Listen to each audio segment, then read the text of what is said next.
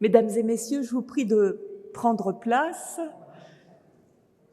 pour cette conférence qui a une charge symbolique un peu particulière puisqu'elle sera une des dernières dans cette belle salle qui va être fermée jusqu'en 2026 à peu près pour les travaux de rénovation de Bastion. Donc c'est une belle circonstance que ce soit pour l'une de nos conférences qui terminera aussi notre cycle, et en plus sur la mort des étoiles. Donc on est tout à fait dans cette perspective de fin pour un nouveau cycle.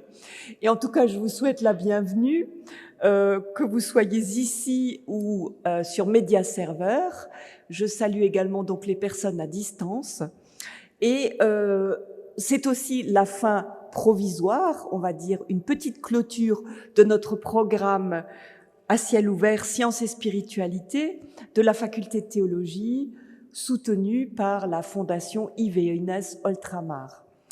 Et c'est cette dernière conférence de ce semestre du professeur Trinh Xuyen Thuan, que vous connaissez à présent, que je ne vais plus présenter puisque je l'ai fait à toutes les séances, mais je voudrais dire peut-être plus précisément que ça vaut la peine d'aller lire ce qu'il écrit, puisqu'il a publié sur notre site l'éditorial, le plus récent, le nouvel éditorial sur l'interdépendance.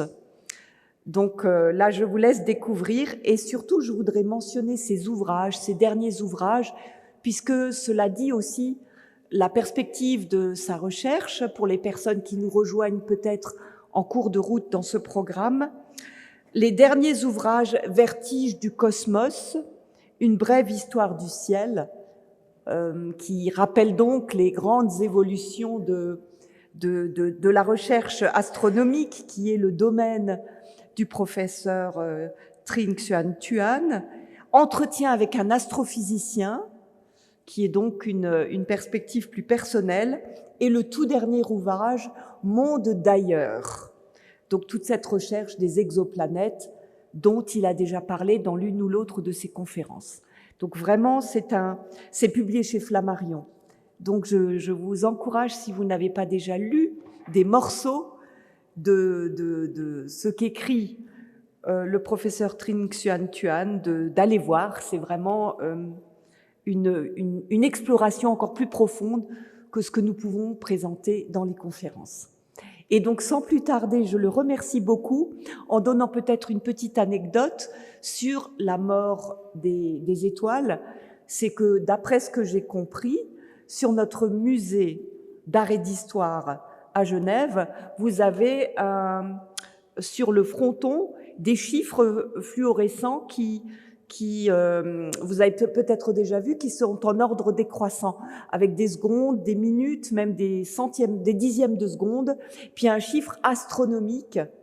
Et en fait, on m'a dit que ça représente les 5 milliards d'années qui nous restent jusqu'à la mort de notre Soleil. Alors, je ne sais pas si ce chiffre est visible en permanence, en tout cas quand j'y étais, ça faisait l'attraction des touristes qui étaient de passage. Et c'est impressionnant de voir concrètement défiler les secondes à rebours jusqu'à la mort de notre Soleil. Mais donc, nous en apprendrons plus à présent. Merci beaucoup d'avance et à la joie de vous écouter, cher Thuan.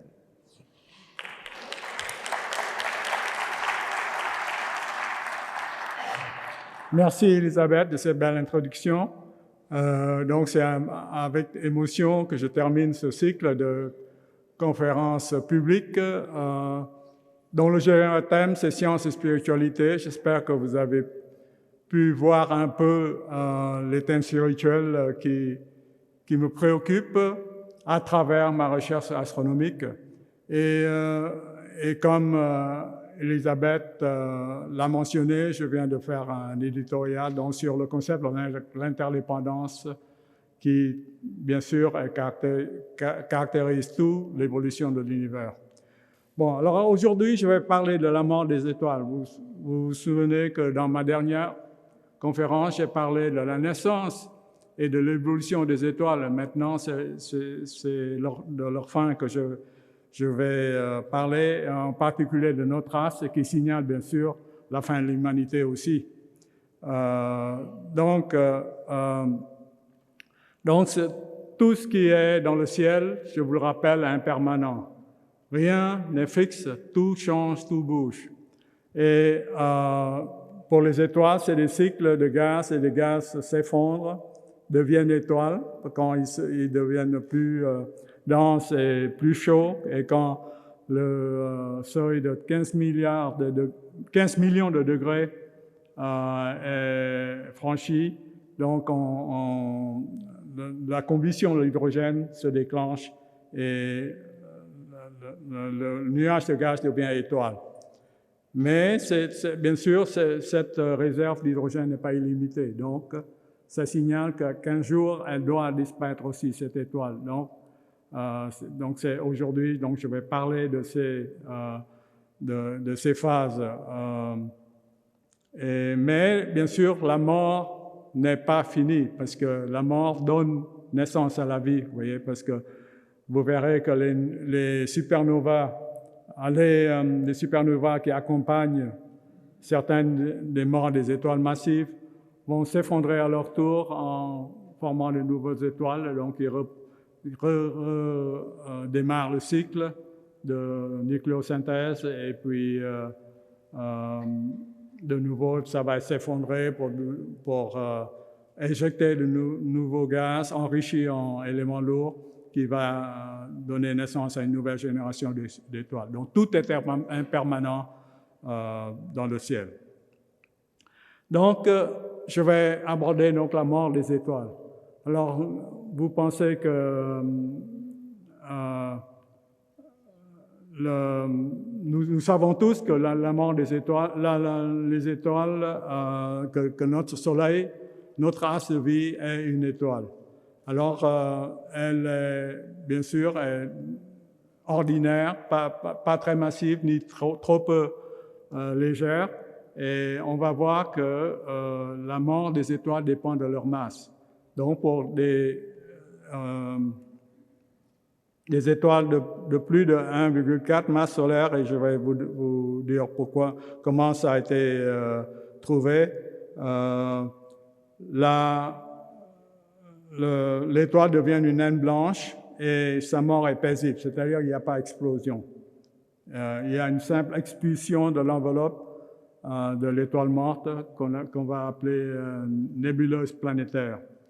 Et puis donc, après, il y a une deuxième sorte de mort, plus explosive, celle-là, d'étoiles plus massives. Donc, des étoiles, disons, plus massives que 2 masses solaires et jusqu'à environ 8 masses solaires. L'étoile se termine en étoile à neutrons, où on verra, on l'appelle aussi pulsar pour des raisons que je vais vous expliquer. Mais cette fois, la mort n'est pas paisible, ce n'est pas une simple éjection d'enveloppe, mais il y a une explosion carrément de l'étoile. Et c'est ce qu'on appelle une supernova. Okay? Et puis, il y a la mort des étoiles très massives. Alors, les étoiles, la masse maximum des étoiles est d'environ 100 masses solaires. Donc, disons, entre 8 et 100 masses solaires, c'est des étoiles très, très massives. Alors, quand il y a trop de masse, la gravité l'emporte sur toutes les autres forces. Et donc, ça va s'effondrer dans ce qu'on appelle une singularité, et qui sont des prisons de la lumière et de la matière. Et parce qu'elles sont des prisons de la lumière, on les appelle les trous noirs, parce que rien ne peut échapper de leur emprise gravitationnelle. Et de nouveau, l'enveloppe explose, l'étoile explose et on a une supernova qui accompagne donc l'effondrement du cœur en un trou noir. Donc voilà, donc ça c'est le programme de cette soirée. Je vais vous donc détailler donc les 3 sortes de morts que les étoiles ont. Donc la première, c'est l'étoile c'est plus petit que 1,4 masse solaire. Et donc le Soleil, qui a une masse solaire, bien sûr, appartient à cette catégorie.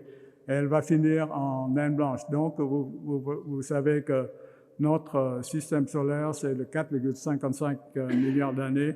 Donc, et la durée de vie du Soleil, donc, qui est déterminée par la quantité de carburant d'hydrogène que l'étoile possède, nous dit que sa vie, c'est de l'ordre, sa vie totale, c'est de l'ordre de 10 milliards d'années. Donc, puisque nous sommes déjà sur la scène depuis 4,55, donc c'est peut-être 5 à 5,5 milliards d'années qui nous restent. Et le Soleil va s'effondrer. Donc maintenant, le Soleil est en équilibre, n'est-ce pas? Il brille tranquillement et c'est l'équilibre entre la force de gravité qui comprime toujours, qui veut faire que l'étoile s'effondre. Et puis, il y a quelque chose qui résiste à la force d'effondrement, à la force de gravité. Quelque chose qui pousse l'étoile, et ça c'est la force du rayonnement, justement, du rayonnement qui sort du corps à cause des réactions nucléaires et qui s'oppose à la force de gravité. Et donc, les deux s'équilibrent, si bien que la force nette est zéro, et donc l'étoile est en équilibre. Et comme je vous dis, donc ça va durer, cette situation va durer encore pendant 5,5 milliards d'années. Et puis, à ce moment-là, le Soleil, par exemple, va épuiser sa réserve d'hydrogène. Donc, si elle épuise sa réserve d'hydrogène, il n'y aura plus de réaction nucléaire, donc plus de réaction nucléaire, plus de force de rayonnement qui repousse la force de gravité, et donc l'étoile doit s'effondrer sur elle-même, n'est-ce pas? Donc, une masse qui s'effondre sur elle-même sur un volume de plus en plus petit, ça veut dire que la densité va augmenter les choses sont de plus en plus comprimées et la densité va augmenter. Donc, pour le Soleil, par exemple, voilà, vous voyez, voilà. Je vais pas le cos, voilà, ici. Donc ici, pour une masse solaire, pour notre Soleil par exemple, ça va s'effondrer sur la taille ce qu'on appelle une naine blanche, je vais expliquer pourquoi le nom. Donc, qui est à peu près, vous voyez, la taille de la Terre. La Terre est ici par comparaison. Donc, un diamètre, disons, un rayon de 10 000 km, un diamètre de 20 000 km. Le diamètre de la Terre est un peu plus petit, vous voyez, c'est 12 000 km, des choses comme ça. Et donc, on va comprimer toute la masse du Soleil dans un volume qui est à peu près celle de la Terre. Donc, vous voyez que ça va devenir très, très dense. En fait, donc vous voyez la naine blanche, son rayon, c'est l'ordre de 10 000 km. La densité, puisque on comprime le rayon d'un facteur de 100 pour aller du diamètre du Soleil jusqu'à le diamètre de la Terre, on comprime le Soleil d'un facteur de 100, et puisque la densité va comme le volume, sur le volume, c'est-à-dire plus le volume est petit, plus la densité est grande.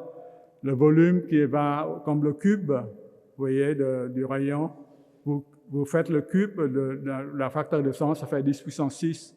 C'est-à-dire 10 puissance 6, quand même, ça veut dire que la densité de la naine blanche va être 1 tonne par centimètre cube. C'est, pour prendre une image, c'est comme mettre un éléphant sur une cuillerée à soupe. Vous voyez, c'est très, très, très dense. Et ça, la force, le fait qu'il y a une naine blanche, ça veut dire qu'il y a quelque chose qui arrête l'effondrement de l'étoile, n'est-ce pas? À 10 000 km, il rencontre quelque chose, une force qui résiste à la gravité, qui comprime tout, qui veut tout comprimer en une singularité. Mais dans le cas de la naine blanche, il y a une force qui arrête net l'effondrement gravitationnel. Et ça, c'est dû à aux électrons qui refusent d'être comprimés trop les uns contre les autres. On appelle ça la force de la matière dégénérée d'électrons. La matière qui est très très dense, c'est une matière dégénérée formée d'électrons, et on ne peut pas comprimer cette matière plus que à une certaine distance, et ça veut dire, et ça, on le sait à cause de l'autre théorie scientifique qui a marqué le début du XXe siècle. Vous voyez, on parle souvent de la relativité générale en physique qui s'est développée en 1915 par la relativité spéciale restreinte en 1905, et la relativité générale en 1915 par Einstein. Mais il y a une autre révolution qui s'est faite aussi au XXe siècle, c'est bien sûr la mécanique quantique. C'est la physique qui décrit l'infiniment petit comparé à la mécanique classique qui décrit le monde macroscopique avec lequel on est habitué. Donc ici, avec la mécanique quantique, il y a des principes, des lois physiques nouvelles qui sont pas du tout intuitives en fait. Et en fait, ça a beaucoup surpris même les physiciens eux-mêmes qui étaient responsables de la théorie de la mécanique quantique. Ici, pour la matière dégénérée d'électrons qui résiste à la force de gravité, c'est grâce à ce qu'on appelle le principe d'exclusion. Les électrons n'aiment pas être trop près l'un de l'autre, et c'est ça qui fait aussi la disposition des électrons dans les orbites autour des atomes aussi. On ne peut pas mettre arbitrairement un nombre indéfini d'électrons autour des atomes. Et c'est ce qu'on appelle le principe d'exclusion du physicien, je pense, suisse, n'est-ce pas, Pauli? Wolfgang Pauli? Non, il est suisse ou non, pas Pauli? Je sais, Wolfgang Pauli, et donc c'est elle qui résiste à la force de gravité. Et en fait, toutes les étoiles qui sont inférieures à 1,4 masse solaire, donc jusqu'à 1,4 la masse du Soleil, subissent le principe d'exclusion de Pauli, c'est-à-dire il y a la matière dégénérée d'électrons et ils sont arrêtés net par cette résistance à la gravité, et ça a été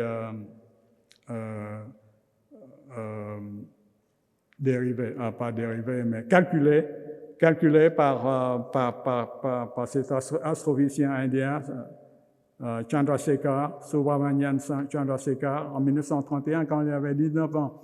Il avait fait ce calcul, vous savez, quand il a pris le bateau pour aller de l'Inde à Cambridge pour étudier avec Eddington qui est là. Et il avait trouvé que donc en utilisant la mécanique quantique, que cette masse limite de 1,4 masse solaire en 1931. Donc, ça a été une découverte extraordinaire qui a, au début, rencontré beaucoup de résistance. Eddington, en fait, il ne croyait pas du tout. Il croyait que rien ne pouvait arrêter l'effondrement gravitationnel des étoiles. Mais Chandrasekhar, bien sûr,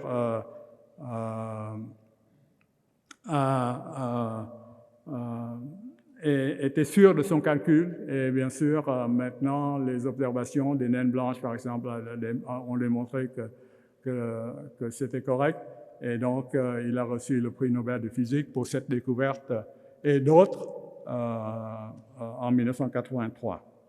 Voilà, donc, donc, nous avons des naines blanches un peu partout dans le ciel, donc, qui sont les résultats de la mort des étoiles de moins de 1,4 masse solaire. Vous voyez, dans le diagramme température-luminosité, dont je vous ai dit, qui aide l'astronome à classifier les différents types d'étoiles. Ici, c'est la séquence principale. Vous voyez, il y a une relation entre la luminosité des étoiles et leur température. Les étoiles les plus chaudes sont les étoiles les plus brillantes.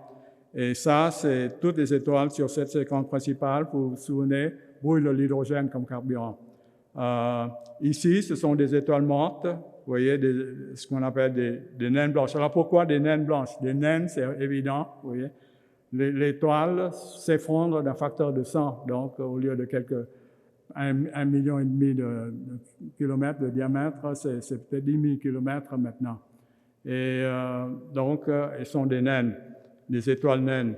Et elles sont chaudes aussi. Vous voyez, les températures, c'est l'ordre de 20 000, de 10 000 degrés à 20 000 degrés, ou même de 6 000 degrés à 30 ou 40 000 degrés Kelvin. Et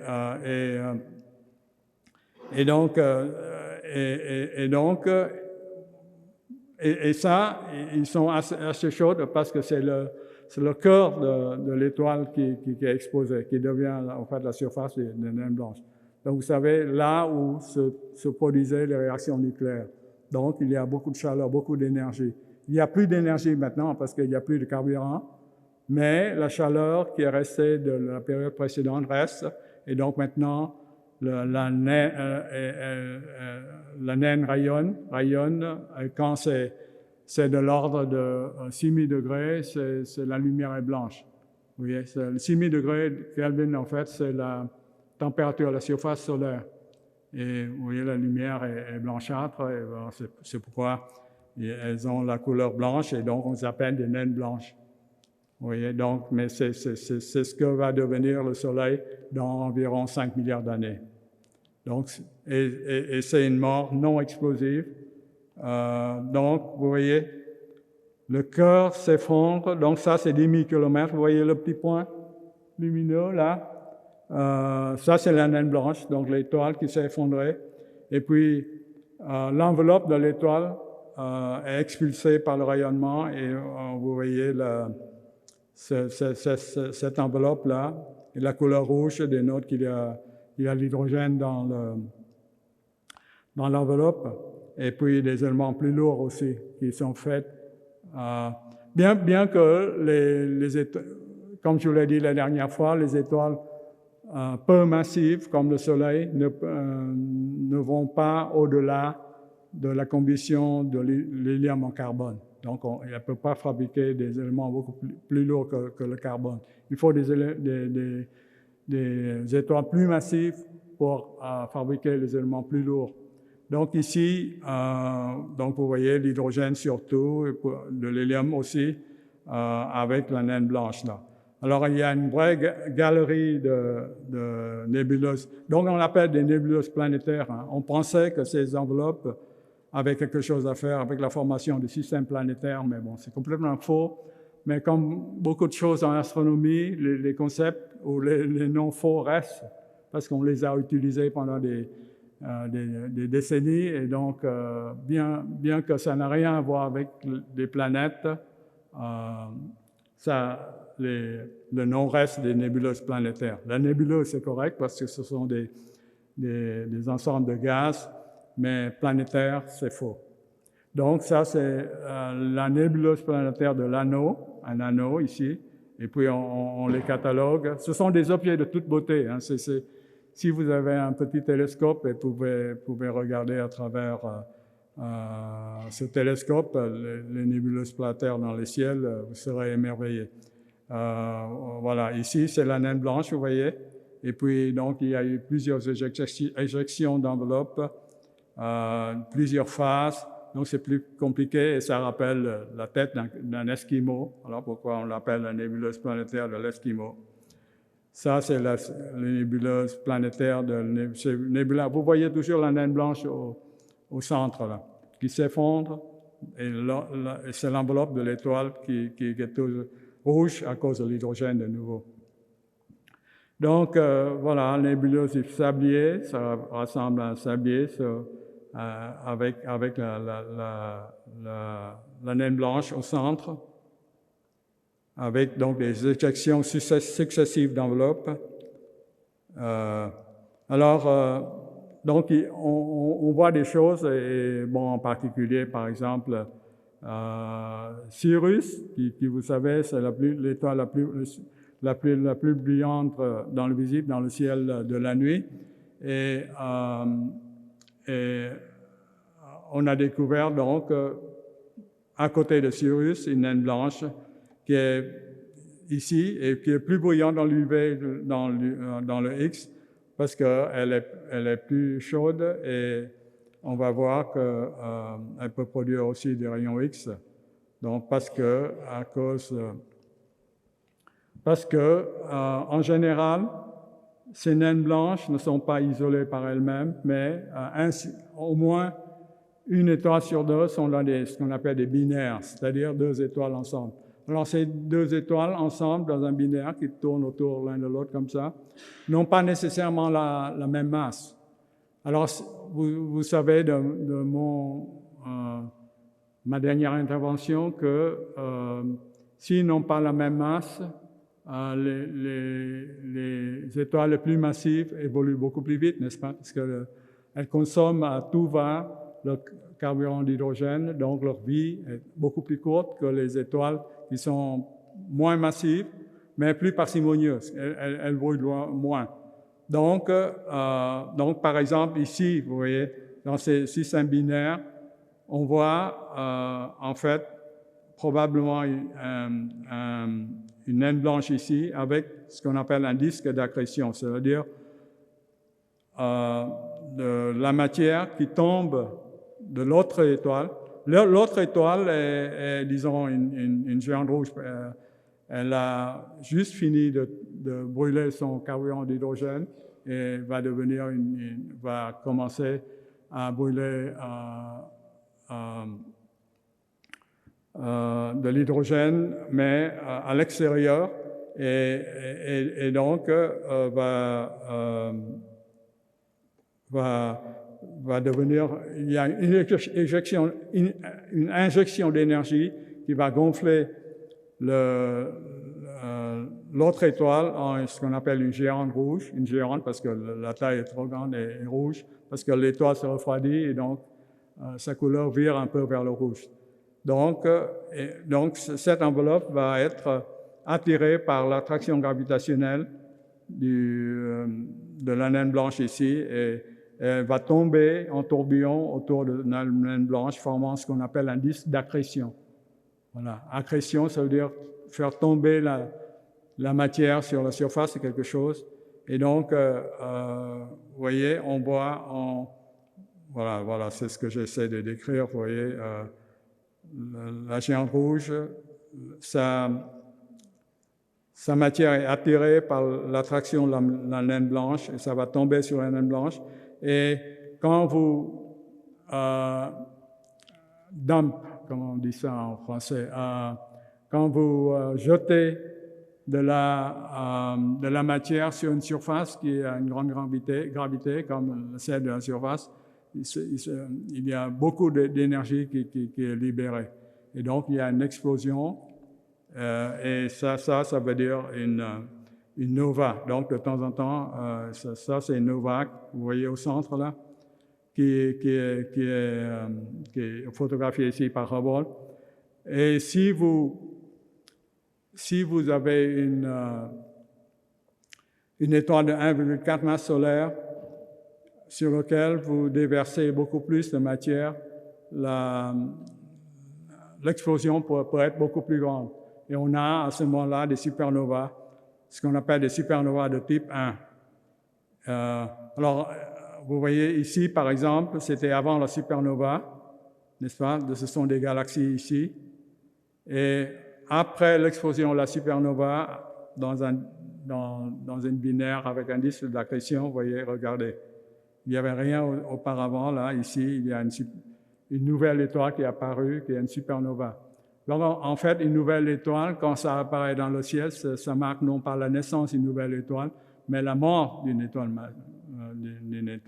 Ici, c'est une étoile, donc une naine blanche de l'ordre de 1,4 masse solaire qui explose, et donc vous voyez des supernovas, ce qu'on appelle des types 1. Alors, de type 1, des supernovas de type 1A.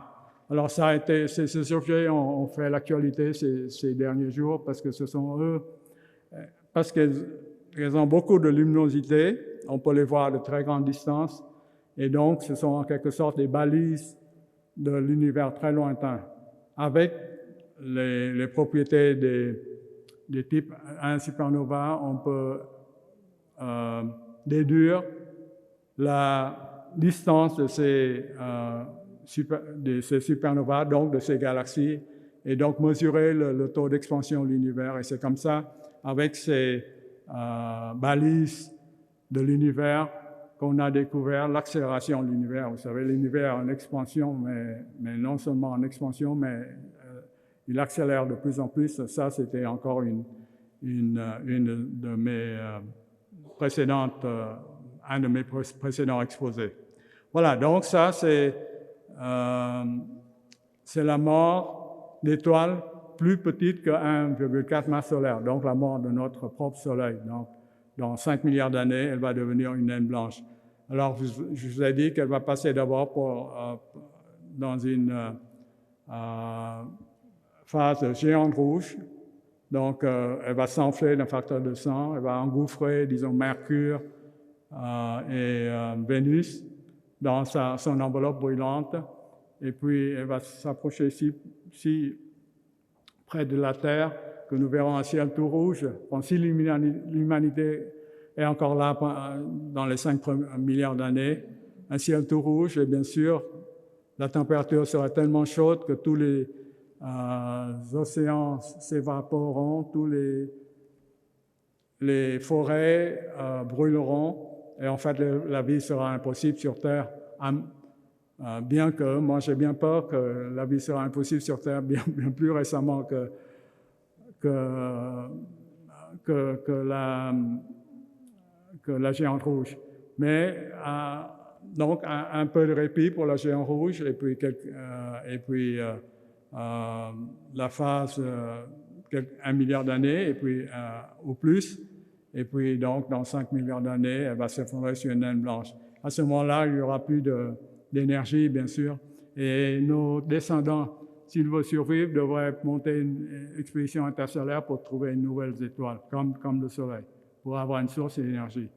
Bon, alors vous voyez, ce sont vraiment des échelles de temps astronomiques, mais comme je vous ai dit, j'ai bien peur que nous confrontons des problèmes autrement plus graves que la géante rouge et la naine blanche bien avant ça pour l'humanité, si nous ne faisons rien pour notre planète. Bon, alors, deuxièmement, donc ça c'est le premier type de mort, la mort qui va caractériser notre propre astre de vie, notre Soleil, une masse solaire. Alors maintenant, que se passe-t-il avec des étoiles plus massives, donc entre 1,4 masse solaire et disons 8 masses solaires? Alors, la masse du corps doit être plus petite quand même que 2 masses solaires.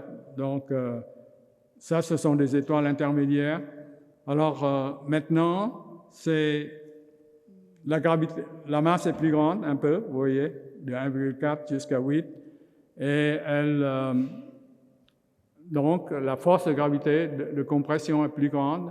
Donc, il faut quelque chose de plus résistant encore que la force de dégénérer des électrons. Et en fait, c'est la force, cette fois-ci, des neutrons. Les électrons ne peuvent pas résister à l'effondrement gravitationnel parce que la masse est trop grande, la gravité est trop grande. Donc maintenant, il faut une autre sorte de matière dégénérée et c'est maintenant de la matière à neutrons. Pas faite d'électrons et de protons comme les naines blanches, mais maintenant c'est des neutrons ou pulsars, et je vais vous expliquer pourquoi on les appelle des pulsars. Et on verra que la mort, au lieu d'être douce, une expulsion de l'enveloppe, l'étoile va carrément exploser, complètement exploser. On va avoir une supernova, maintenant de type 2 en fait. Donc, ce n'est pas une naine blanche qui explose. Je vous ai dit que ça, c'est un type 1. Mais ça, c'est type 2, c'est une étoile massive qui explose. OK? Donc, on va voir ça. Donc, je vous raconte un peu l'histoire aussi de la découverte des étoiles à neutrons. C'est une histoire assez intéressante aussi. Alors, on est en 1967, je pense, et Jocelyn Bell, qui est une doctorante à l'Université de Cambridge, travaillant avec Tony Hewish, qui est un radioastronome à Cambridge, était bien loin de chercher des étoiles à neutrons. Eux, ils voulaient étudier les quasars, qui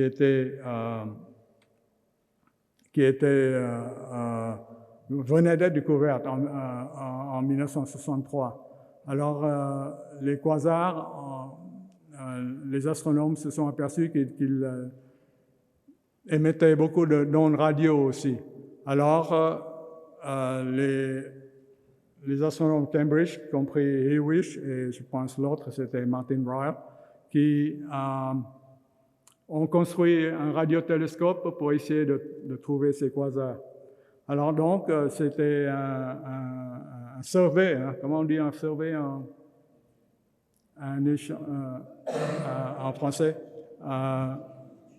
Une étude globale peut-être du ciel, une étude globale du ciel de toutes les sources radio dans le ciel pour chercher ces quasars en fait. Et donc,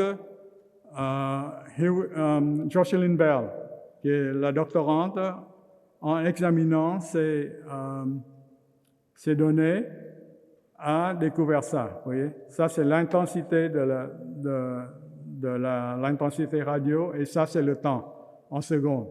Vous voyez qu'il y a des tic, tic, tic, tic, comme un code Morse qui vous a envoyé régulièrement à intervalles réguliers tous les 1,33 secondes. Vous voyez, ça varie un peu en intensité, mais le temps qui les sépare est strictement le même. Alors, si vous voyez quelque chose comme ça dans le ciel, peut-être un code Morse qui vous est envoyé, à quoi pensez-vous en premier? Certainement pas des choses naturelles, n'est-ce pas, mais des choses peut-être artificielles, peut-être E.T. qui essaie de nous envoyer un message Morse en faisant tic, tic, tic, tic, voilà. Et donc, Jocelyn Bell avait nommé ce premier objet Little Green Man 1, le petit homme vert numéro 1, parce qu'il pensait peut-être que c'était d'origine non naturelle, mais quelque chose d'intelligent, une situation intelligente qui essaie de nous contacter. Mais en fait,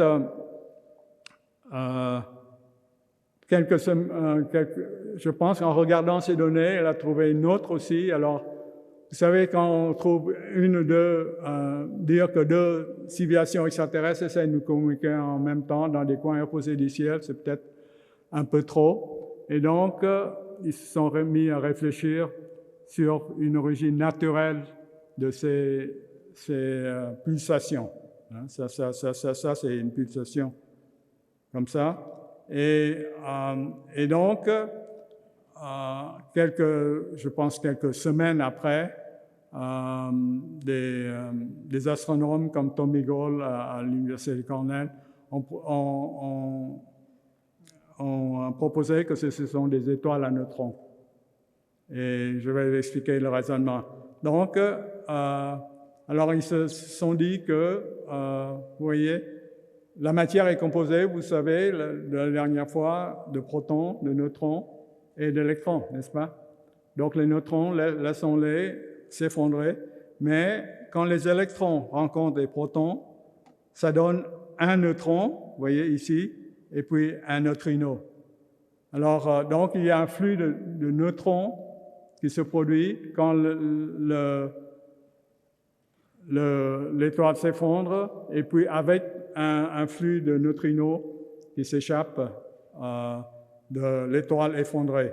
Et donc on a, en fin de compte, quand tous tout s'effondre et que ces réactions se passent, une étoile à neutrons, je pense 10 puissance 50 neutrons, des choses comme ça, 1 suivi par 50 zéros. Il y a beaucoup, toute la matière de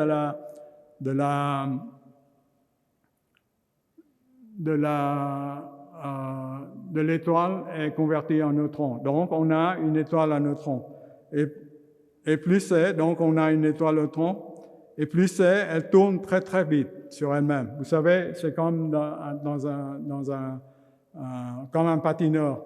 Quand le patineur essaie de tourner plus vite sur elle-même ou sur lui-même, elle ramène le bras, au lieu d'être comme ça, le long du corps. Et c'est comme si l'étoile s'effondre, son rayon devient plus petit. Vous voyez, le rayon du corps devient plus petit, et donc le patineur tourne de plus vite sur lui-même. Et c'est la même chose qui arrive à l'étoile à neutrons. L'étoile à neutrons s'effondre jusqu'à 10 km. De nouveau, à 10 km, les neutrons sont si serrés les uns que les autres que le principe d'exclusion de Pauli, que je vous ai mentionné tout à l'heure, opère pour les neutrons maintenant. Et donc, ça s'arrête net à 10 km. Et puis, donc, on a une sorte de toupie qui tourne très très vite, comme la nébuleuse de Crab, 30 fois par seconde. Vous voyez, c'est-à-dire quelque chose de la ville de Genève, tic, et puis ça a tourné 30 fois sur le même orbite, déjà. Donc, c'est vraiment des phénomènes extraordinaires. Et donc, les électrons qui restent, vous voyez, bon, il y a, ça c'est l'axe de rotation de l'étoile qui tourne de plus en plus vite quand elle s'effondre. Et puis ça, c'est l'axe, il y a un axe magnétique aussi. Et le champ magnétique aussi, quand l'étoile s'effondre, devient de plus en plus grand. Et donc, vous voyez, cet axe magnétique est penché par rapport à l'axe de rotation lui-même. Et donc, ce champ magnétique va emprisonner les électrons, parce que les particules chargées ne peuvent pas franchir des lignes magnétiques. Et donc, les électrons vont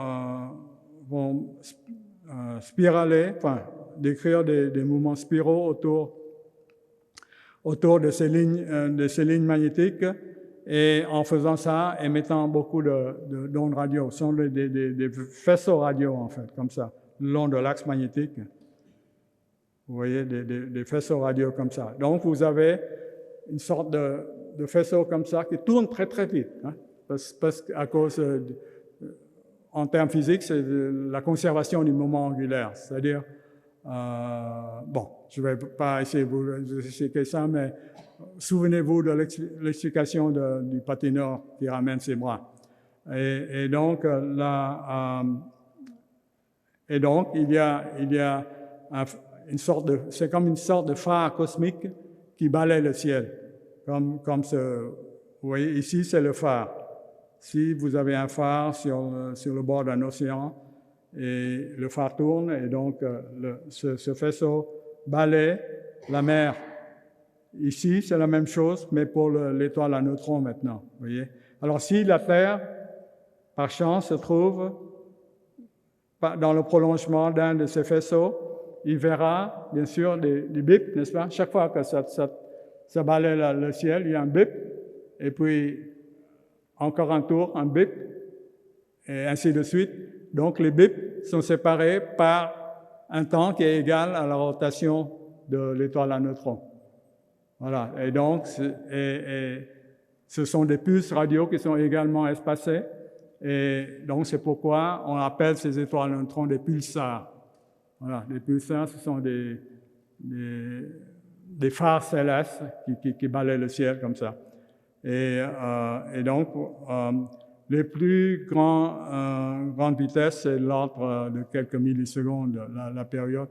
C'est-à-dire plusieurs pics, et puis quelque chose de la région de la ville de la taille de la ville de Genève a balayé 30 ou 40, des centaines de fois le ciel. Vous voyez, c'est énorme. seulement dans un tic. Donc, c'est une force centrifuge qui est énorme. Et d'ailleurs, ça agit aussi pour une étoile à neutrons. Seules les étoiles à neutrons peuvent résister cette force centrifuge qui tend à faire éclater l'étoile. Donc voilà, il y a des centaines de ces pulsars maintenant qui sont répertoriés dans votre Voie lactée. On sait que donc ça, c'est le pulsar du crabe. Je vais vous montrer le crabe tout à l'heure. Ici, vous savez, il y a bip. Et puis, 0,33 secondes plus tard, il y a un autre bip. Ça, c'est peut-être l'autre faisceau diamétralement opposé qui est moins intense. Mais si nous regardons le faisceau le plus intense, vous voyez, il apparaît tous les 0,33 secondes. Donc 30 fois par seconde, il fait le tour. Donc voilà, donc ça c'est le pulsar du crabe. Donc voilà, donc donc c'est la mort d'une étoile de masse intermédiaire entre 2 et 8 masses solaires. Et ça a été prédit par un autre astronome d'ailleurs, d'origine suisse cette fois-ci, pour sûr, et travaillant à Caltech aux États-Unis, et Walter Bader en 1933 déjà. Ils avaient l'intuition que des étoiles à neutrons pouvaient exister, et puis ça a été confirmé par la découverte de ces pulsars donc, en 1967. Oui, vraiment, les années 60 étaient vraiment riches en découvertes. C'est une des choses sur lesquelles j'attribue toujours ma carrière en astronomie, vous voyez, parce que moi, j'étais à Caltech faisant mes études en 68 à 70, et les années 60, vraiment, c'est vraiment l'âge d'or de l'astronomie. Il y avait tellement de découvertes. 63, je vous raconterai tout à l'heure, la découverte des quasars, 65, la découverte du rayonnement fossile, vous voyez, le rayonnement chaud qui reste du Big Bang. 67, la découverte des pulsars. 69, c'est Neil Armstrong qui pose ses pieds sur la Lune. En fait, pour un jeune homme de 19 ans qui cherche sa voie, vous voyez, l'astrophysique, c'était vraiment un âge d'or pour moi. Et moi, j'avais aucune hésitation. C'est pourquoi je suis tombé dans la marmite de l'astronomie. Et maintenant, presque à la fin de ma carrière, je dois dire que je ne regrette pas mes décisions. C'est toujours aussi passionnant. Et je suis vraiment désolé d'avoir un jour prendre la retraite parce que bon, les découvertes continuent. Dans quelques mois, vous aurez les résultats de Webb, James Webb, du télescope James Webb, qui sera le successeur de Hubble, vous voyez, qui va de nouveau, j'en suis persuadé, révolutionner notre vision du monde. Donc, c'est un domaine où vraiment il y a beaucoup de découvertes et la nature nous surprend toujours, parce que la nature est beaucoup plus intelligente que l'intelligence humaine. Oui, donc, on va toujours découvrir des phénomènes dans lesquels on ne s'attend pas. Donc, j'attends avec beaucoup d'impatience les premiers résultats de Webb. Donc, je continue. Donc, le rayon d'un neutron 10 km. Et bien sûr, maintenant, on comprime la masse de 8 masses solaires dans un rayon de 10 km. Et donc, maintenant, la densité, vous voyez, c'est 1 million de milliards de grammes par centimètre cube. Donc, des densités de matière qu'on ne peut pas voir dans les laboratoires de la Terre. Il faut aller dans le ciel pour trouver ce genre de choses. Donc, voilà, la matière dégénérée, la pression des neutrons résiste à la pression de la gravité. J'ai déjà dit par hasard, donc c'est Jocelyn Bell qui a... Et ça a provoqué un scandale parce que Hewish et Ryle ont eu le prix Nobel en 1974. Et ils ne l'ont pas donné à Jocelyn Bell, qui était la première à remarquer qu'il y avait quelque chose de bizarre dans les données radio. Vous voyez, et en particulier, l'astronome anglais Fred Hoyle a beaucoup critiqué le comité Nobel. Et depuis, on s'est aperçu que le comité Nobel est beaucoup plus prudent quand l'attribution du prix Nobel, quand il y a un doctorant et le directeur de thèse qui sont impliqués. Donc, vous savez, le dernier prix Nobel, enfin, un des derniers prix Nobel de physique était suisse, et et le doctorant Didier Queloz a reçu le prix Nobel en même temps que son directeur de thèse, qui est Michel Mayor. Donc ça, c'est dans l'ordre des choses, je dirais. Donc voilà, donc ce ne sont pas des Little Green Men, LGM, comme on pensait au début, mais des pulsars qui viennent du mot pulsation et énorme taux de rotation. Je vous ai dit déjà que le maximum, c'est quelques centaines de fois par seconde. Parce qu'avec des rotations plus rapides, la force centrifuge est telle que l'étoile à neutrons ne peut pas subsister. Voilà, donc, et de nouveau, tout ça, c'est toujours une étoile sur deux sont des binaires. Donc maintenant, le centre de gravité, c'est encore plus grand, et donc la force de la matière qui tombe sur l'étoile à neutrons est encore plus grande, et puis la matière qui tombe aussi communique aussi du spin au gaz qui tombe vers l'étoile à neutrons. Vous voyez, donc ça accélère la rotation. En général, s'il n'y a rien, la rotation des étoiles à neutrons doit décélérer. Mais si vous avez de la matière qui se déverse avec du mouvement angulaire, c'est-à-dire avec du spin, ça peut augmenter le spin des pulsars. Voilà. Combien de temps? C'est 10 minutes. Ouais, bon, ça va. Je vais accélérer un peu. Donc, quand vous jetez de la matière sur la surface d'une étoile à neutrons à cause de la grande gravité, il y a beaucoup d'énergie, donc ça se manifeste dans les rayons X, bien sûr, et donc il y a des sursauts X comme ça, se déversant sur l'étoile à neutrons. Voilà. En même temps que l'étoile se déverse, l'étoile s'effondre en étoile à neutrons. Maintenant, vous voyez, il y a donc ça s'effondre, et puis il y a un choc, le gaz qui d'abord s'effondre, tombe vers l'étoile à neutrons, et puis sont rejetés en arrière par la surface de l'étoile à neutrons, ce qu'on appelle un choc, et le choc va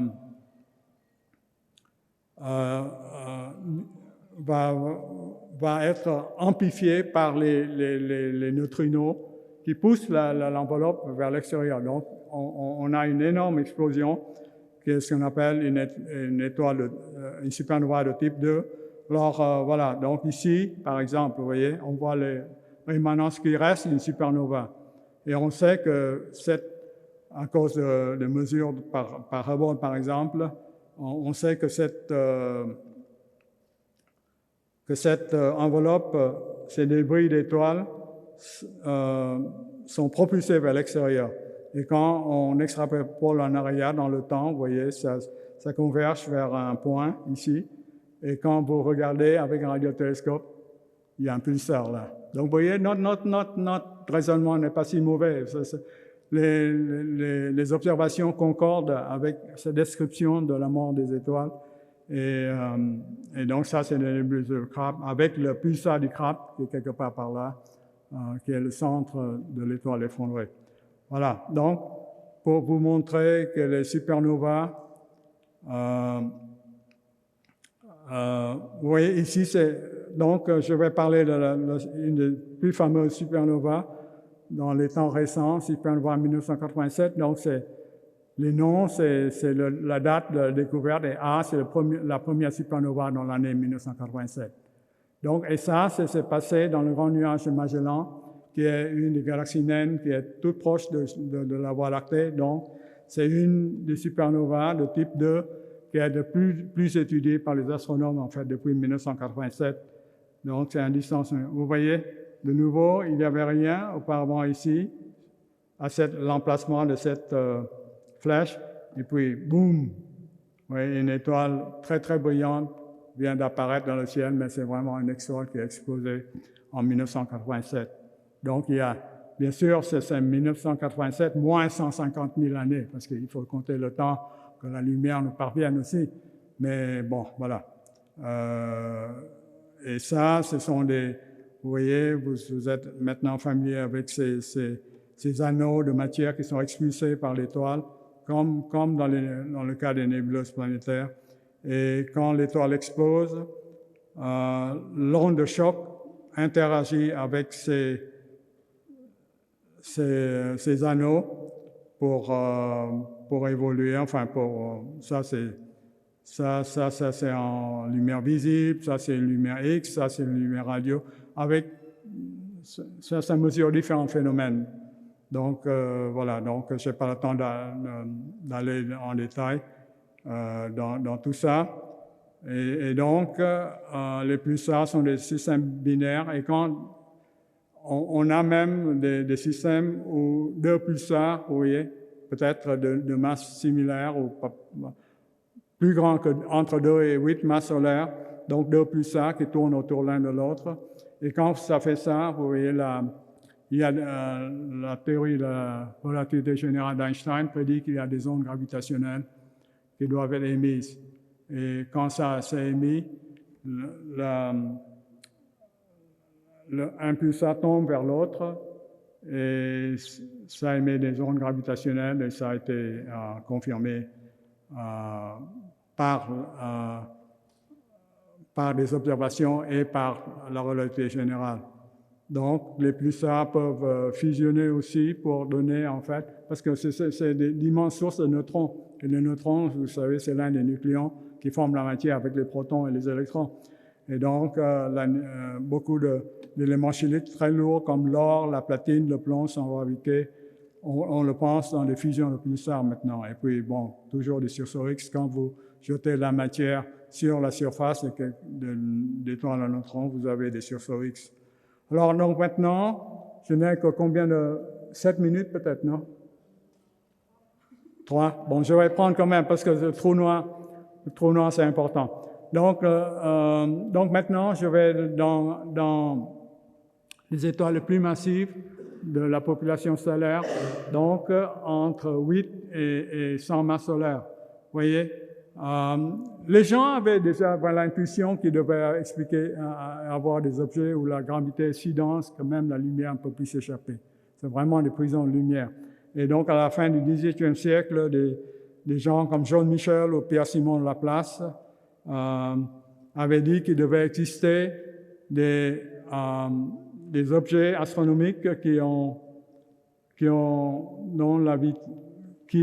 si la lumière volait, qui ont une vitesse de libération qui est plus grande que la vitesse de la lumière. En d'autres termes, même la lumière ne pourrait pas s'échapper de ce centre de gravité. Donc, c'est tellement fort que ça retient la lumière même. Donc, ils ont donné ça des noms divers comme as, occlus ou des choses comme ça. Mais c'est le nom trou noir qui a capté l'imagination par un physicien américain, John Wheeler. Mais ça parle à l'imagination des gens et vous savez bien, le trou noir maintenant, les politiciens, les financiers l'utilisent tout le temps. Donc, et ça a été démontré rigoureusement par Karl Schwarzschild en utilisant la relativité générale d'Einstein. C'est-à-dire Einstein prédit ces relations prédisent qu'il doit avoir, s'il y a quelque chose de trop massif, qu'il doit avoir, ça va faire une singularité dans l'espace. Et ça, c'est démontré plus tard par Roger Penrose et Stephen Hawking. Penrose a eu le prix Nobel pour ses travaux sur les singularités. Mais Schwarzschild a donc utilisé la théorie de la relativité générale pour calculer le rayon, par exemple, le rayon de non-retour. C'est-à-dire, une fois passé ce rayon, on tombe inévitablement dans le trou noir, on ne pourra jamais plus ressortir parce qu'on est matière. Mais si même la lumière ne peut pas échapper, rien ne peut échapper. Et Schwarzschild, vous voyez, il est mort pendant la Première Guerre, en fait. Donc, après, malheureusement, après avoir calculé le rayon du trou noir en utilisant la relativité générale, il est mort. Au fond, je ne pense pas par une balle, mais par une maladie pendant la Première Guerre. Voilà, donc l'espace est plat s'il y a quelque chose, et ça, c'est Einstein. Je l'ai dit, c'est une conséquence des équations d'Einstein. Mais si vous mettez une masse, vous commencez à creuser un peu, déformer, courber un peu l'espace, et jusqu'à ce que ça devienne une singularité ici, où la vitesse et la densité la densité de matière devient infinie. Donc, c'est une prison de lumière et de matière. Donc, voilà. Alors, comment créer un trou noir? Alors, comme vous voyez, il y a un rayon de non-retour. Donc, il faut calculer le rayon de non-retour d'un trou noir. Et si vous le comprimez en deçà du rayon de non-retour, vous aurez un trou noir. Donc, voilà, c'est comme ça que... le rayon de non-retour de trou noir, voyons, le rayon est proportionnel le rayon que Churchill a calculé pendant la Première Guerre mondiale, vous voyez, est proportionnel à la masse de l'étoile. C'est ce que j'appelle le rayon de non-retour. On l'appelle rayon de Churchill dans le monde astrophysique. Et le Soleil, vous voyez, a une masse de 2,33 kg, et vous mettez la masse dans la formule et vous voyez que son rayon de non-retour, c'est 3 km. Et c'est pourquoi le Soleil ne deviendra pas, vous voyez, un trou noir. Parce que je vous ai dit que ça s'arrête à 10 000 km grâce à la résistance de la pression dégénérée des électrons. Donc 10 000 km, c'est beaucoup plus grand que 3 km. Donc le Soleil ne va jamais devenir un trou noir. Et la Terre, qui est 6,27, donc 10 puissance 6, 1 million de fois beaucoup plus petit que le Soleil, son rayon de non-retour, c'est 1 cm. C'est-à-dire, si vous prenez la Terre et que vous la comprimez à moins de 1 cm, elle va disparaître de l'espace. Mais bon, de nouveau, notre rayon, c'est 6 000 km. Donc, on est loin du rayon de non-retour. Donc, la Terre ne va pas devenir non plus un trou noir. Une personne, donc je prends 70 kg, son rayon de non-retour, c'est 10 puissance moins 23 cm, des milliards de fois plus petit qu'un atome. Donc, vous n'avez pas de crainte qu'un de vos ennemis, vous voyez, pour un jour vous comprimer, parce que la taille est tellement grande pour que vous deveniez un trou noir. Parce que, bon, vous avez quelques mètres de dimension, pas 10 puissance moins 23 cm. Voilà. Mais pour les étoiles, les trous noirs stellaires, je vous ai dit, entre 8 et 100 masses solaires, le rayon est de 24 à 300, n'est-ce pas? Comment j'ai utilisé ces chiffres? C'est 8 multiplié par 3 et 100 multiplié par 3, ça fait 300 km. Vous voyez? Et donc, si vous avez des trous noirs stellaires qui sont comprimés au-deçà de ces rayons, ils vont devenir des trous noirs. Et les trous noirs, maintenant, je pense l'évidence, je pense que tout le monde, presque tout le monde astronomique, accepte l'existence de trous noirs. Au début, il y a peut-être quelques scepticismes, mais maintenant, ça a été récompensé de nouveau par le prix Nobel de physique, etc. Donc, je pense que la communauté accepte qu'il y a des trous noirs dans le système. Le premier système qui a démontré l'existence de trous noirs stellaires maintenant, hein, donc des masses entre 8 et 100 masses solaires. De nouveau, vous voyez, quand c'est dans un binaire, quand la matière de l'étoile ici dans la séquence principale qui tombe vers le disque d'accrétion autour du trou noir. Ici, c'est le trou noir. Bien sûr, il est noir, on ne le voit pas. Ça émet beaucoup d'énergie, et donc des rayons X, et donc on a des systèmes binaires émettant des rayons X qui, si on mesure la vitesse et la périodicité de ces émissions X, on peut déduire la masse totale. Et la masse totale pour ce système signé masse X1, c'est l'ordre, je pense, de l'ordre de 21 masses solaires. Et comme ça, c'est peut-être quelques masses solaires au plus. Donc, vous voyez, la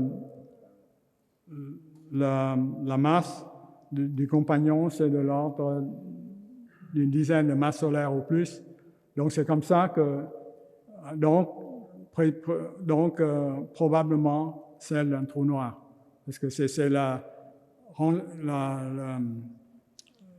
l'intervalle de masse sur lequel qui va devenir des trous noirs. Donc voilà, dislocation autour d'un trou noir, c'est ce que je vous viens d'expliquer.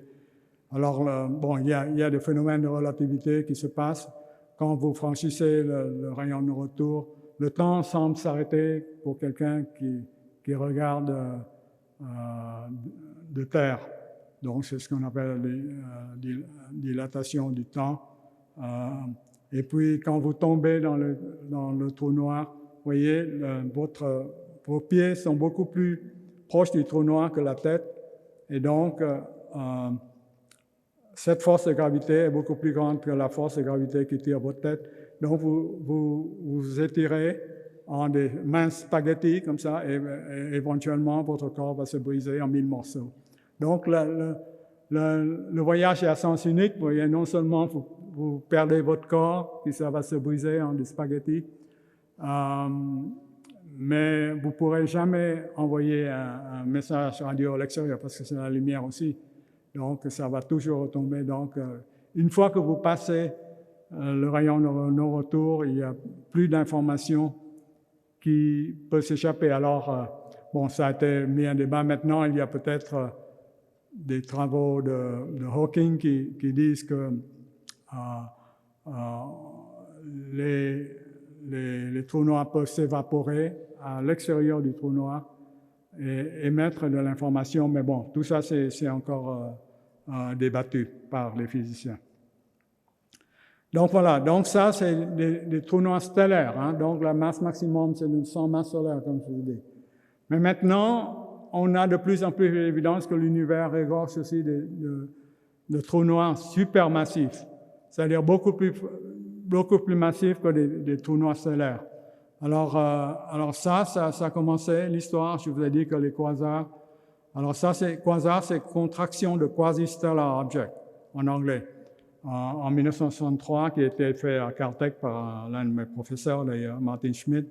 Et donc, ça ressemble à des étoiles, donc quelque chose de très ponctuel. Grand décalage vers le rouge, ça veut dire qu'elles sont très distantes. Ça, c'est le radar de Hubble. Donc, et très grande luminosité intrinsèque, c'est-à-dire équivalent à 1000 voies lactées dans un volume qui est à peine plus grand que le système solaire. Donc, vous voyez quelque chose qui produit beaucoup d'énergie dans un volume très, très, très petit. Donc, tout de suite, les gens qui ont découvert ça ont pensé que les trous noirs étaient de bons candidats parce que voilà quelque chose qui est très petit, très compact, n'est-ce pas, et qui peuvent émettre beaucoup d'énergie si on le nourrit assez. Donc, et en fait, ça semble être le cas. Donc voilà, donc ici c'est juste une photo d'un quasar, vous voyez, au milieu d'une galaxie. Voilà, donc maintenant, on s'aperçoit qu'il y a un trou noir supermassif. Quand supermassif, je parle de millions, voire des milliards de masses solaires maintenant. C'est une autre classe de trous noirs que les trous noirs stellaires qui, donc, vous vous souvenez, le maximum, c'est 100 masses solaires.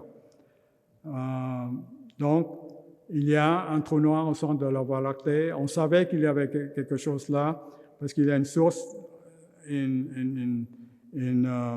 c'est l'emplacement d'une source X intense et les mouvements des étoiles quand on s'approche du centre galactique là, deviennent de plus en plus violents, c'est-à-dire les vitesses deviennent de plus en plus grandes. Ça veut dire qu'il y a une grande masse au centre de la Voie lactée. Et donc, avec ces mouvements, on peut calculer en fait la masse du trou noir et en fait, on obtient 4 millions de masses solaires. Voilà, et donc, son disque d'accrétion a été photographié récemment, juste il y a quelques semaines, par un Event Horizon, le télescope Event Horizon. Donc, Event Horizon, c'est celui qui mesure donc le rayon de non-retour de ces trous noirs. Et c'est des radiotélescopes éparpillés sur la surface de la Terre qui sont reliés ensemble en interféromètre. Voilà, donc vous voyez, ça c'est le disque d'accrétion. Le trou noir est quelque part au centre, bien sûr, on ne le voit pas, bien sûr, mais ça c'est le disque d'accrétion autour du trou noir. Et ce qui m'étonne toujours, c'est extraordinaire, vous voyez la taille de ce disque d'accrétion est exactement ce que la théorie de la relativité générale d'Einstein a prédit. Donc, Einstein avait prédit ça avec ses équations. Bien que je sais que même Einstein n'y croyait pas trop, il pensait que sa théorie ne tenait plus la route quand ça devient trop petit, la densité devient trop grande. Et donc, ce sont surtout les plus jeunes physiciens qui ont poursuivi la tâche et donc utilisé les équations de la relativité d'Einstein et donc calculer par exemple la taille de ce disque d'accrétion. Et c'est exactement ce que la théorie de la relativité donne. Ça, c'est extraordinaire, je trouve. Un siècle après, vous voyez, ce génie a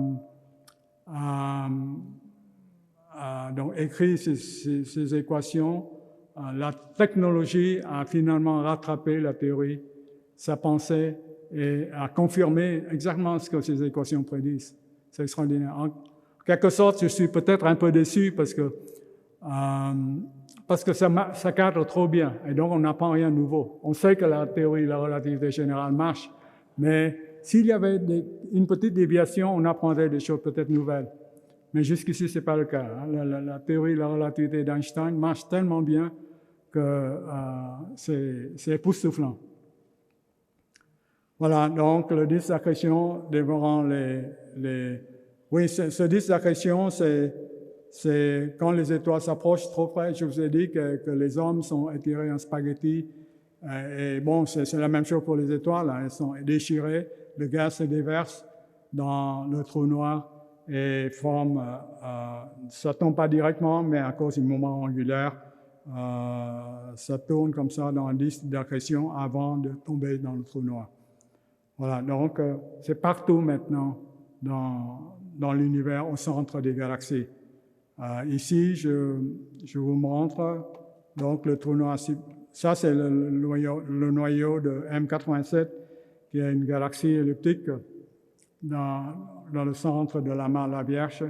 Et il y a quelque chose de très violent, vous voyez, qui éjecte, se jette là, à partir du centre. Et vous voyez que les modèles nous disent qu'à partir des disques d'accrétion, il y a de la matière qui est jetée dans les deux directions, au-dessous du disque d'accrétion. Et de nouveau, le Event Horizon Telescope, donc celui qui mesure le rayon de non-retour des trous noirs, a mesuré le disque d'accrétion de Messier 81. Et donc, on savait déjà, à cause des mouvements des étoiles, justement, que sa masse était de 6,5 milliards de soleils. Vous voyez, beaucoup plus massif. Notre trou noir, c'est 4 millions de masses solaires seulement. Donc, M87 a 6,5 milliards, un trou noir, 6,5 milliards de masse du soleil. Donc, voilà, donc des trous noirs massifs partout. Alors la question qu'on me pose souvent, est-ce que nous risquons d'être dévorés par le trou noir au centre de la Voie lactée? Non, parce que nous sommes à 27 000 années-lumière du trou noir. Vous voyez, et la taille donc la taille de la Voie lactée, c'est l'ordre de quoi? 4 multiplié par 12 millions de kilomètres, donc bien plus petit que 27 000 années-lumière. Donc, il n'y a vraiment aucun risque pour que nous, le système solaire, soit dévoré par le trou noir au centre de la Voie lactée. Alors, donc voilà, donc, ils expliquent les quasars et toutes les galaxies qui ont un noyau très actif. Nous pensons que les trous noirs. Donc, l'intense gravité du trou noir est nécessaire pour attirer le gaz indispensable pour former les centaines de milliards d'étoiles nécessaires pour former les galaxies. Donc, en conclusion, l'impermanence des étoiles est responsable de l'évolution de l'univers et de la formation des galaxies. Donc, mais cette impermanence, donc la mort, mais c'est la mort engendre la vie, vous voyez, parce que ces nuages enrichis en métaux lourds vont s'effondrer pour former une nouvelle génération d'étoiles qui va évoluer pour mourir de nouveau et ainsi de suite. La vie et la mort des étoiles se succèdent dans des cycles infinis, sans fin. Et donc, je vous rappelle que nous sommes tous interdépendants aussi, donc nous sommes tous des poussières d'étoiles. La vie et la conscience des planètes autour des étoiles de masse 1 à 3 masses solaires.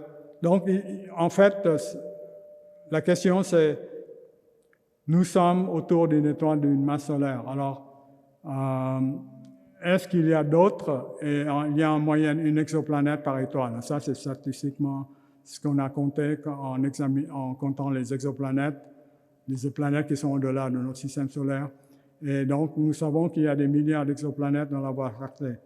Alors, sommes-nous seuls dans l'univers? On sait que la vie et la conscience doivent être sur des étoiles pas trop massives parce que les étoiles massives vivent trop peu longtemps pour que la vie ait le temps d'évoluer. Oui, mais elles doivent être pas trop loin de la masse du Soleil aussi parce que à ce moment-là, on aurait peut-être trop peu d'énergie pour alimenter la vie. Donc, il y a un équilibre très subtil. Donc, ça, c'est la prochaine question maintenant. Donc, on sait que probablement, c'est la vie extraterrestre, si on trouve une autre sorte de vie de conscience, ne sera pas près des étoiles massives, parce que non seulement leur vie est trop courte, mais aussi elles meurent dans des violentes explosions. Donc, il va détruire toute velléité de vie aussi. Tandis que la mort des étoiles du masse solaire, de nouveau, est beaucoup plus douce et donc peut-être plus propice à la vie et à l'intelligence. Donc, qui sait? Donc, affaire à suivre. Merci.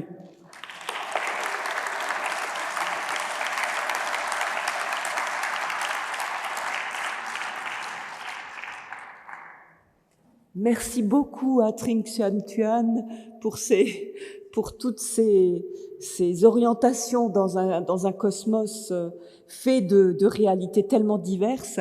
Je suis rassurée maintenant que vous ayez toujours dit que nous sommes dans une arrière-cour de banlieue. En tant que Terre, maintenant nous savons que nous ne risquons rien par rapport au trou noir au cœur de notre Voie lactée. Donc au moins une consolation dans toutes ces circonstances qui nous dépassent. Donc il nous reste 7 minutes, on va dire, pour des questions, des commentaires. Merci beaucoup pour cet exposé. J'avais une question liée à l'interdépendance aux étoiles, bien sûr. Donc depuis le Big Bang, il y a eu des particules qui ont été créées, qui sont liées en atomes, qui sont devenues des molécules. Ensuite, il y a eu la création des étoiles dans notre Soleil, qui ont créé des atomes dont nous sommes faits.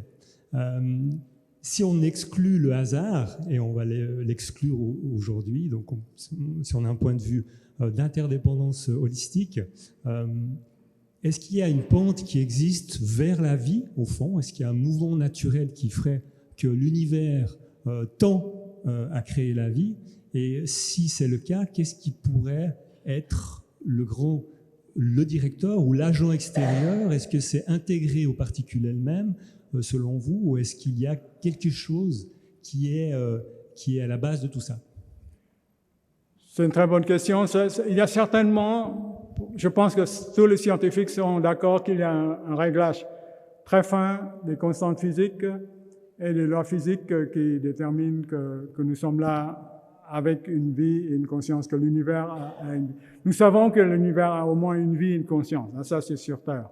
Ce sera bien de trouver une deuxième au moins, E.T., mais nous savons qu'il y a au moins une vie et une conscience sur Terre, et on s'est aperçu que ce réglage très fin, donc il y a enfin une quinzaine de constantes physiques, vous voyez, comme les intensités des forces, les 4 forces, la masse de l'électron, la masse des protons, constante de Planck, la vitesse de la lumière, enfin, tout ça, ça a été réglé de façon extrêmement précise. Alors, bien sûr, on ne peut pas refaire le Big Bang dans le laboratoire, mais on a des modèles d'univers où on varie un peu les constantes physiques et les lois physiques pour voir. Et on s'aperçoit que dans la vaste majorité des cas, les étoiles ne se forment pas, et sans étoiles, il n'y aura pas d'éléments lourds, et point d'éléments lourds, il n'y a pas de vie et de conscience. Parce que si l'univers se contentait de l'hydrogène et de l'hélium fait dans les 3 premières minutes de l'univers, ils ne seront pas là pour en parler, parce que l'hydrogène est un élément trop simple, et l'hélium est un élément trop stable, donc la vie portée par l'ADN et puis la conscience portée par les neurones ne sera pas possible. Donc, il y a certainement réglage. Hein, dans le jargon astrophysique, les gens disent que c'est le principe anthropique du mot anthropos, qui veut dire homme. Alors, que penser de tout ça? Donc, moi, je pense qu'il y a eu réglage, mais alors, de nouveau, c'est un pari que je fais. Si vous pensez qu'il y a un multivers, vous voyez, je pense que ça a été discuté aussi ce semestre dans le contexte de ces conférences publiques. Si vous pensez qu'il y a un multivers, c'est des univers parallèles, tous avec des constantes physiques, des lois physiques différentes, vous pourrez dire que par hasard, disons que, par exemple, si une constante, la constante de la densité initiale de l'univers, par exemple, la précision, c'est 10 puissance moins 60. Donc, ça veut dire qu'il faut au moins 10 puissance 60 d'univers pour que par hasard, il y a le nôtre, qui sort la bonne combinaison. Et donc, si vous souscrivez à la théorie du multivers, vous pouvez dire que c'est complètement par hasard que nous sommes dans le bon univers. Moi, le problème avec le multivers, c'est qu'il n'y a pas aucun moyen expérimental pour l'instant de le vérifier. Alors, et en science, vous savez, s'il n'y a pas de preuve expérimentale, c'est difficile d'affirmer quoi que ce soit. Et donc, voilà. Moi, donc, tout le reste, c'est du pari, parce que, bon, à Paris, à la Pascal, hein, vous voyez, c'est pas... Il n'y a pas de preuve scientifique, mais si vous pariez sur un seul univers et qu'il y a un réglage, il faut postuler l'existence d'un principe créateur qui règle ces univers. Alors, moi je suis bouddhiste, donc je ne parle pas du concept de Dieu, d'une personne suprême, d'un Dieu barbu qui s'occupe des affaires quotidiennes des humains, tout ça, non.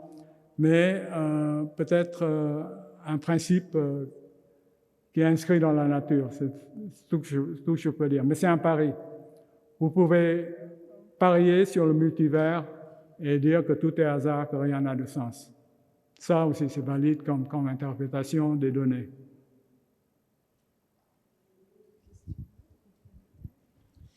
Oui, bonsoir. Merci pour votre conférence. Concernant la question des cycles, que ce soit vivant ou bien que ce soit de la matière, il me semble que vous aviez écrit quelque part qu'il ne pouvait pas y avoir de cycle de Big Bang, Big Crunch, parce qu'il n'y aurait pas assez de matière pour pouvoir rétracter l'univers. Est-ce que c'est bien juste? Oui, pour l'instant, les données semblent dire que, parce que l'univers a une accélération en plus, l'expansion de l'univers. Donc, pour l'instant, il semble qu'il n'y a pas assez de matière noire et d'énergie noire pour stopper l'expansion de l'univers et le faire revenir sur lui-même en un Big Crunch. Donc pour l'instant, ça semble être le cas. Mais vous savez, toutes ces observations sont pas 100% fiables, donc il faut continuer à observer pour voir vraiment quel est le vrai dessin de l'univers. Et en particulier, cerner la nature de la matière noire et de l'énergie noire qui constitue après tout 95% du contenu de l'univers. Nous ne savons que 5% du contenu de l'univers. Merci, bonsoir. J'avais une question sur la fin de la vie du Soleil. Oui. Donc vous avez expliqué qu'au moment où il aurait consommé tout son hydrogène, on passerait à une géante rouge puis une naine blanche. Une naine blanche, c'est ça? Combien de temps ça prend, en fait, entre le moment où l'instant il y a l'hydrogène est fini puis le moment où on est à une naine blanche? Au plus, 1 milliard d'années, voire moins. Oui, c'est-à-dire, parce que c'est vraiment la phase de conversion d'hydrogène en hélium qui est la plus longue, en fait, la séquence principale. Donc ça c'est là c'est 9 milliards d'années ou des choses comme ça. Donc nous sommes à mi-vie. Nous avons du temps à y penser, pour y penser. Mais je pense qu'il y a des problèmes plus urgents que l'histoire de la fin du Soleil. Ouais. Merci beaucoup pour votre conférence. J'ai juste une question concernant l'image du trou noir Sagittarius A. L'image du trou noir Sagittarius, notre trou noir de la Voie lactée. Oui. En fait, par rapport à l'écliptique, c'est bizarre qu'on le voie au niveau d'un donut comme ça. Normalement, on devrait le voir d'une autre façon. Comment est-ce que c'est possible que les télescopes le représentent de Vous parlez trop vite et trop peu fort pour moi pour comprendre. Oui. Donc le trou noir, comment est-ce possible qu'on le voie en forme de donuts? On devrait le voir par rapport à l'écliptique d'une autre façon. C'est une question que j'ai en fait, parce que comment les télescopes peuvent reproduire cette image de Sagittarius comme ça, comme un donut? Parce que le trou noir Messier, c'est une chose, parce qu'il est à l'extérieur de la galaxie, c'est autre chose. Oui. Mais notre trou noir, comment peut-on le voir comme ça? Les télescopes, comment ils peuvent le représenter? Non, de cette façon? Nous sommes ici, vous voyez, à 27 000 années-lumière. Et il y a un disque d'accrétion quelque part vers le centre galactique qui est ici. Et donc, on le voit avec un certain angle. Il faut corriger l'angle, bien sûr. Ah, c'est en corrigeant les angles, parce qu'on le voit en forme de donuts. Oui, c'est ça, c'est ça. Okay. Parce qu'on peut le voir aussi vu par la tranche, comme ça. Mais ici, c'est incliné, c'est pourquoi on voit un peu de l'anneau. Mais ça dépend de l'inclinaison par rapport à notre ligne de vue. Justement, parce qu'en normal, on devrait le voir par la tranche uniquement. Donc là, il était, pour qu'on le voie comme ça, il s'est transformé. Oui, je pense que l'axe, ça devrait être... sur l'écliptique, il devrait être droit. Le disque d'accrétion doit être perpendiculaire à l'axe de rotation de la Voie lactée, je dirais. Alors, il faut vérifier ça. Je ne sais pas si c'est le cas. Mais nous sommes dans la Voie lactée, dans le disque de la Voie lactée, alors plus ou moins sur la Voie lactée. Et donc, il faut regarder les angles pour voir si tout ça marche. C'est une question, parce que c'est vrai que je trouvais bizarre qu'on le voyait comme ça en forme de donuts, alors qu'il devrait être différent. Ça dépend vraiment de l'inclinaison de nous par rapport au trou noir. Okay. Merci beaucoup. Voilà. Voilà.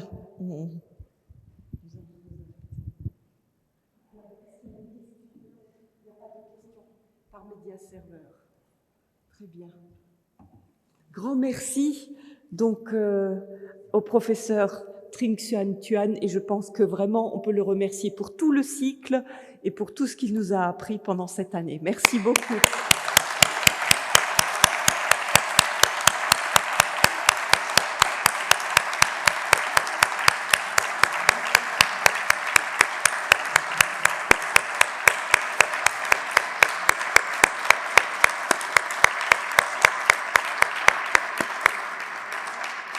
Et pour que vous n'ayez pas l'impression que nous terminons comme les soleils dont il a été question, j'annonce un petit peu la suite du prochain semestre. Nous revenons à notre cycle de l'automne dernier, c'est-à-dire qu'il y aura à nouveau un cours transversal proposé à nos étudiants de toutes les facultés. Cette année, ce sera à nouveau le jeudi de 16h15 à 18h. Nous continuons ce système des tandems théologiens, théologiennes, astrophysiciens et peut-être d'autres scientifiques. Je dis peut-être, mais en fait, ce sera certainement avec d'autres scientifiques également, sur la thématique expérience et vérité. Vous avez remarqué que dans le vocabulaire des scientifiques, expérience revêt un certain sens, notamment expérimentation ou vérification par l'expérience. Dans le langage des théologiens ou théologiennes et spirituelles, c'est plutôt vivre une expérience. Donc nous avons des concepts différents. Et la question de la vérité, nous l'avons mise au singulier. Expérience au pluriel, vérité au singulier. Invitation à tout le monde, ce cours est ouvert aux auditeurs sur inscription, mais vous aurez toutes les informations sur le site À ciel ouvert. Et nous aurons également une table ronde, vous pouvez déjà noter la date et vous la réserver, le samedi matin 15 octobre à 10h. Donc gardez la date et puis vous aurez toutes les informations. Et je voudrais conclure en remerciant avant toute chose Yves Oltramar pour tout son soutien, pour notre faculté et pour tout notre cycle et tout ce que nous pouvons présenter dans À ciel ouvert, la Fondation Yves et Inès Oltramar. Merci beaucoup Yves.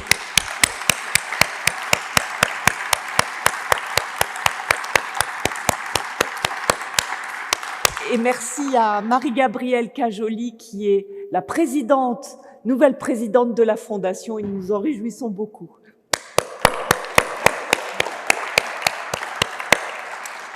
Je remercie également mes collègues astrophysiciens et théologiens, théologiennes qui ne sont pas présents, mais nous pouvons poursuivre ensemble avec joie ce que nous avons entamé dans nos discussions. Et je remercie aussi Lauriane Savoie qui nous accompagne fidèlement et avec compétence. Merci.